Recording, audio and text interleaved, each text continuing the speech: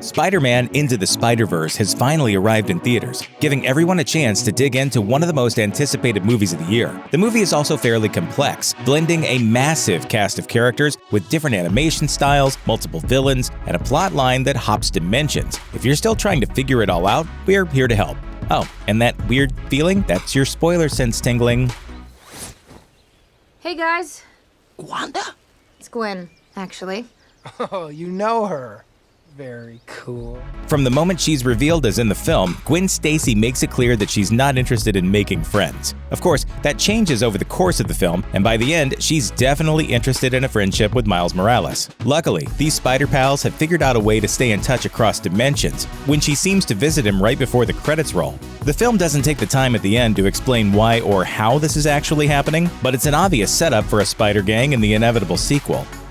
Miles Morales learns throughout the film that he can't just be Spider-Man in some kind of magic automatic way. He has to take the leap of faith and become Spider-Man in a way that's true to him. We see this in a thrilling sequence in which he creates his own spider suit and heads out into the world with his own unique threads. In the final moments of the film, we see that he's continued his street art tradition both as Miles and as Spider-Man.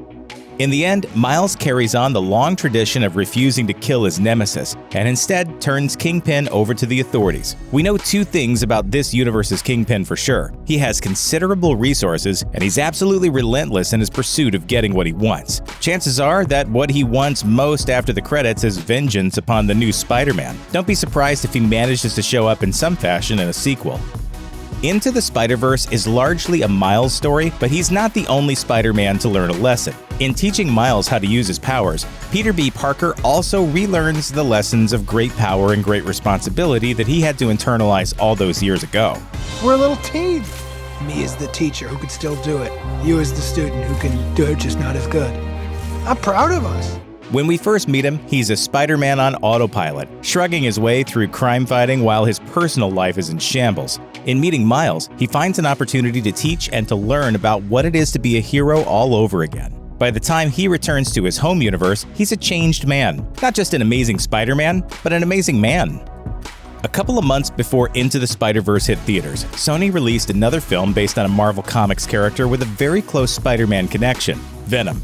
That film included two post-credit scenes, one of which seemed to be just an extended clip to promote Into the Spider-Verse, which included an important title card telling us that the upcoming animated film was taking place in another universe. Does this mean that Tom Hardy's Venom could show up in future installments of the Spider-Verse franchise? And I have growth!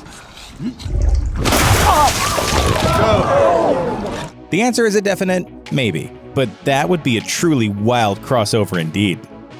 Miles' father Jefferson is a police officer who views Spider-Man as a menace. That is, until he sees the new Spider-Man in action at the end of the film. His very vocal change of heart during the final battle helps Miles to defeat Kingpin, and Miles returns the favor by finally telling his dad he loves him. Well, sort of. Officer, I love you. Wait, what?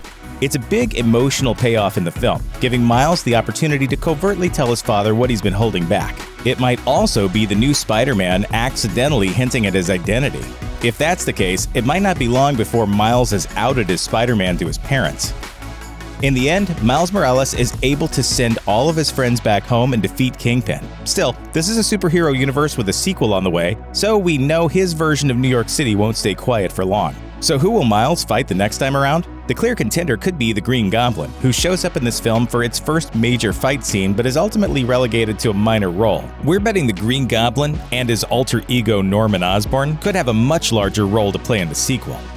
The film's post-credits scene reveals yet another spider hero. We see a costumed figure named Miguel jump into the past and get into an argument with the Spider-Man from the 1967 animated series. The Miguel in question is Miguel O'Hara, aka Spider-Man 2099. In the comics and in the film, he has the ability to hop through dimensions, which means he could show up alongside any of Into the Spider-Verse's heroes at a moment's notice.